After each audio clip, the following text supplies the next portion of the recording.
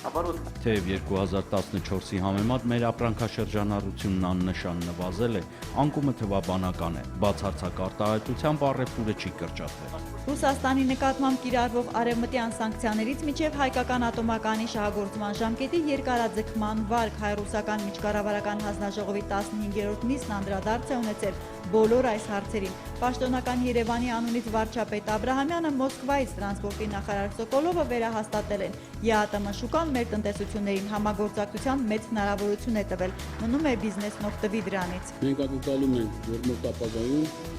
էականորեն կփոխվեն երկու առևտրի եւ ներդրումների, բնակչության զբաղվածության եւ իրական եկամուտների ցուցանիշները։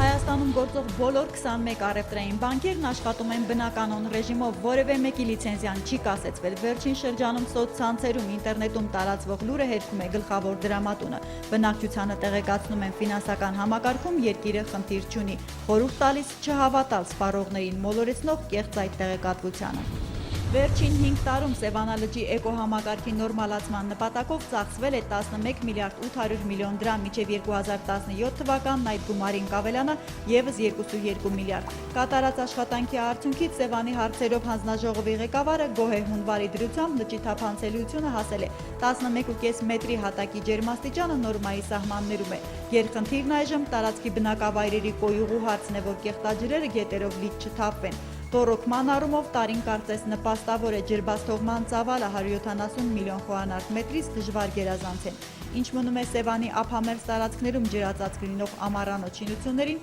Յուրի Ջավադյանն ասել է. կառավարությունը 3 որոշումով արգելած է եղել կառուցապատումը մինչև 8 մետրի նիշը, այնպես որ օրենքը խախտողին պետությունը ոչ մի փոխհատուցում էլ պարտք չէ։ Ջուրը ամենալավ օրենքն է,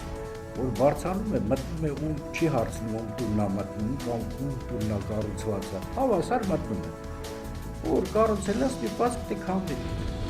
Հայաստանում գրանցված 5357 թմրամոլ կա, նրանց քանակով Երևանից հետո կանեփ ծխողներն ամենաշատը Արմավիրում են, ափիոն օգտագործողները Շիրակի մարզում։ Թմրանյութերի չարաշահման եւ ապօրինի շրջանառության դեմ պայքարի միջազգային օրվա կապակցությամբ վիճակագրական ամենաթարմ տվյալներն է ներկայացրել առողջապահության նախարարության գլխավոր նարկոլոգը։ Ասել է գրանցված հիվանդներից բացի վտանգավոր տարբեր խթանիչներից երկրում կախվածության մեջ է 30,000 մարդ։ 12,700-ը իրենց կյանքը թունավորում են ներերակային ճանապարհով, հաճախ նաև վարակվում հեպատիտով, միավ ձիահով։ Նշել, թե քանի մարդ է մահանում գերդոզավորումից բժիշկները չեն կարող, քանի որ թմրանյութն այն օգտագործողի մոտ սրտի կանգ է առաջացնում, ինչն այդպես էլ արձանագրվում է։ Ցավալի է, բայց փաստ ամբողջ աշխարհի պես թմրամոլների թիվը տարեց տարի նաև մեր հանրապետությունում է ավելանում։ Նարկոկախվածություն ունեցողները երբեմն ստիպված են լինում գնալ կլինիկայում գրանցվել, քանի որ պետությունը բուժումներին զուգահեռ ներդրել է նաև այլ միջոց։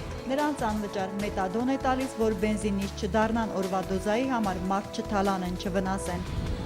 Բուհ ընդունվելու անցողիկ շեմը կմնա նույն 7.5-ը, բայց դեռ հնարավոր չի ասել, թե որ ֆակուլտետի համար մրցութային ինչ բալեր են լինելու, քանի որ առջևում քննությունների լրացուցիչ փուլն է։ Չորեքշաբթից սկսած գնահատման թեստավորման կենտրոնը դիմում հայտ է ընդունում արդեն այն երիտասարդներից, ովքեր բանակից զորացրված են, ընդունելության առաջին փուլին հիվանդության կամ այլ պատճառով չեն մասնակցել քննությանը, կամ ոչ թե դպրոցի, այլ քոլեջ ուսումնարանի շրջանավարտ են։ Դպրոցի այս տարվա շրջանավարտ լինելու պարագայում լրացուցիչ փուլին մասնակցելու իրավունք ունեն պետական ավարտական քննությունից 2 եւ ավելի առարկայից անբավարար ստացած նաև միասնական քննության ամակարդակը չհաղթարած շրջանավարտները։ Նրանք բոլորը ընդունելության լրացուցիչ փուլին մասնակցելու համար պետք է հասցնեն դիմում հայտ լրացնել մինչև հունիսի 30-ի ժամը 17-ը։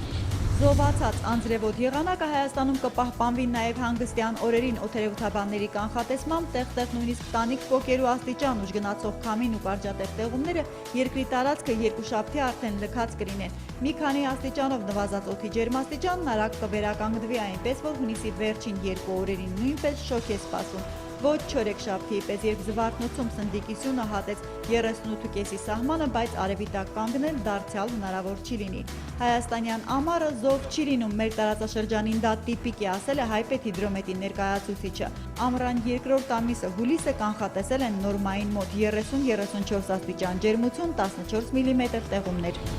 Երևանի կենթանաբանական այգում մանուկ անունով, բայց արդեն 28-ամյա ծեր գետաձին շտով փոքրիկներին էլ չի զվարճացնի մեծ բերանում հավաքել, խժռելով նրանց հյուրասիրած խնձոր գազարը։ Պարզվում է հսկա հիպապոտամուսը չափազանց զգայուն է սեղանատամների քայքայման ցավի նկատմամբ։ Մի քանի տարի առաջ Գազանանոցի կենդանաբույժը կարողացել էր հարցին ժամանակավոր լուծում տալ, բայց հիմա վերջին օրերին մանուկը նորից տանջվում է։ Չի կարողանում սնունդ ընդունել, օրգանիզմը թուլացել է, հայտնում է այգու տնօրինությունը, տեղեկացնում նաև կայացրած որոշման մասին։ Կենդանաբանական այգիների եւ ակվարիումների եվրոպական ասոցիացիայի կանոնակարգի համաձայն մեր ծեր գետաձյուն էվթանազիայի կենթարկեն։ Այս կիրակի օրը մենք սկսում ենք օրանժ կինոտուրը, կայցելենք մարզային 10 քաղաք եւ մինչեւ ամռան վերջին շաբաթն ամեն կիրակի անվճար կինոդիտումներ կկազմակերպենք տեղի բնակիչների համար։ Առաջինն այս կիրակի Արմավիր քաղաքը կլինի, որտեղ օրանժը մեծ էկրանին բացօթյա ցուցադրության կներկայացնի կորած մոլորածը Հայաստանում ընտանեկան կինո կատակերգությունը։ Անվճար դիտումից առաջ հանդիսականներից երեխաների համար մանկական մրցույթներ կանցկացնեն, անակնկալներ ու նվերներ կմատուցեն։ Հաջորդող ուիկենդերին երեկոյան ուրախ ժամանց հեռահաղորդակցական ֆրանսիական օպերատորը կպարգևի նաև Արարատի, Գյումրիի, Վանաձորի, Էջմիածնի, Հրազդանի, Գորիսի, Կապանի, Գավառի ու Իջևանի բնակիչներին։ Ամառային յուրօրինակ իրենց ակցիան ընկերությունում հետևյալ կերպ են մեկնաբանում։ Նախ օրանժը Կաննի թելերով է կապված կինոյի հետ եւ հետո արդեն տևական ժամանակ է երևանցիները կարողանում են բջջայինից SMS-ով կինոյի 2 տոմս գնել մեկի գնով։ Արդեն 35,000 մարդ օգտվել է այդ ծառայությունից, ինչու մարզում ապրողներին էր հաճելի ժամանցի հնարավորություն չտալ։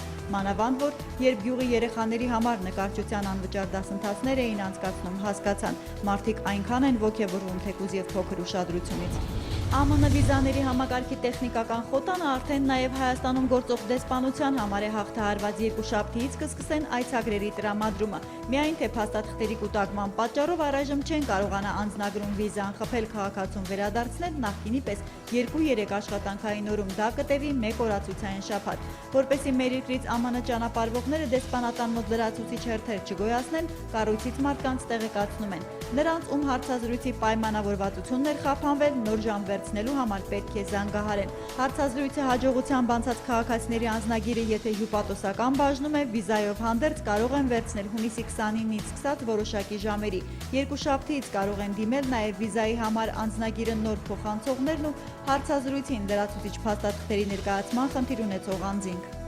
Հունիսի 26-ին NASDAQ OMX Armenia-ի հարթակում իրականացվել է $1,980,000 առուվաճառք ամերիկյան արժույթի դիմաց 473.5 դրամ միջին փոխարժեքով։ Հունիսի վերջին հանգստյան օրերի համար տարադրամային շուկայում կենտրոնական բանկի սահմանած միջին փոխարժեքները հետևյալն են։ Թանկարժեք մետաղների համար էլ Արջին բանկն առաջարկում է հիշյալ գնանշումները։